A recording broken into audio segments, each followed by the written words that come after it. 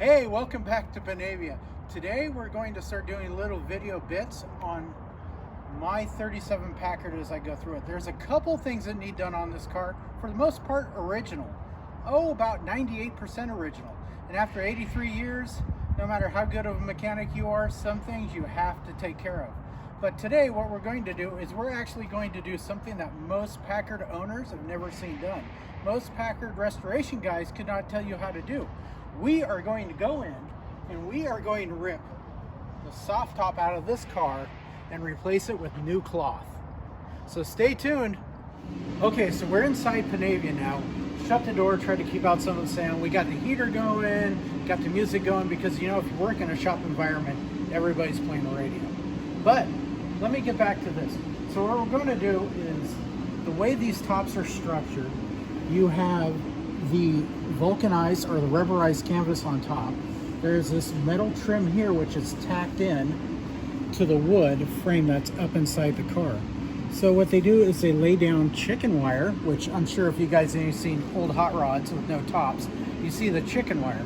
They lay down the chicken wire, they lay down some batting, they lay down the canvas, tack the canvas to the wood, then put this aluminum rail in and tack that on top as a trim. So what we're going to do is I'm going to go grab some tools and we're going to see if we can pry this up without destroying it.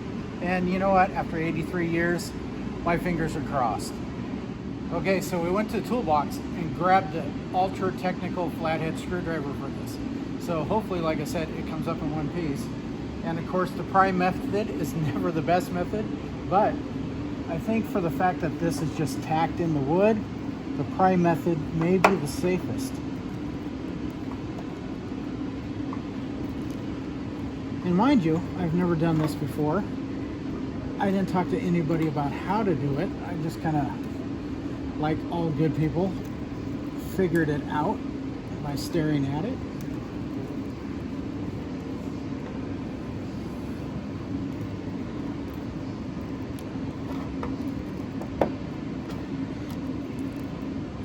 And the fact that it's little tiny nails into wood should mean we should be able to get away with this without having to put a lot of force in anything.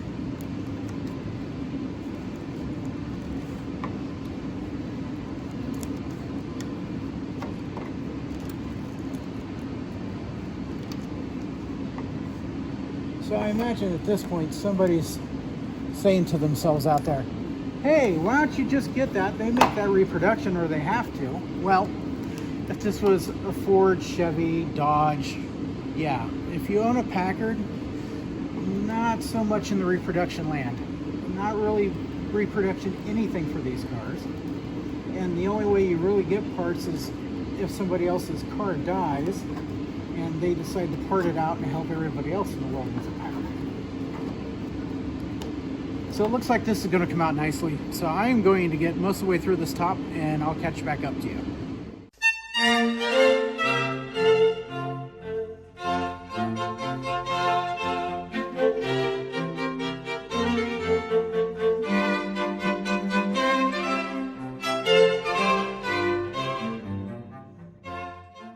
So, as you guys saw, time elapse, which was about 15 minutes of hard work, I got it off. The edging is actually probably going to be 4 pieces. The front and the back hoop, and the side hoops. But the nice thing about this is, way back in the day, they used different kind of tacking nails. These are on the front edge, but when I'm pulling up the side edge, it's the nails and they have like a drill or corkscrew design in them to stop them from backing out. Now, if you want to see something else really neat about this car, is this car was optioned with a radio. And there was 2 places that you put an antenna on cars back then. A lot of them will actually be under the running board, under the car. It'll be 2 pieces of rod, and that's where they connect the antenna to. Or, if you want to be more discreet than that,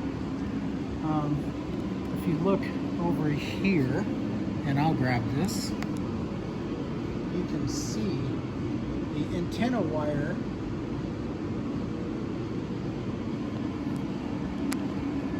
has been soldered into the chicken wire. So this whole thing of chicken wire is your antenna. But in today's modern age, if your radio still works, I don't know what you're going to be picking up. Maybe talk radio, but nothing else beyond that. But just an interesting tidbit. So, as I said, we got this pulled back. Here is our batting, and here's our chicken wire. So when I redo the canvas on this roof, I'll lay a new batting, and I'll use foam, a new material, on top of the original batting to give it a little bit more fluff. And I will tack back down, and they've tacked into the metal lip that's been pressed into the sheet metal of the car. So I'll tack back into this area after I clean it up really good. We'll reseal it, drop the trimming back on. So next time you see me, hopefully it will be for a roof install, and we won't find anything else ugly under this. All the wood looks great, so I'm looking forward to a nice, easy install. So I'll see you guys next time.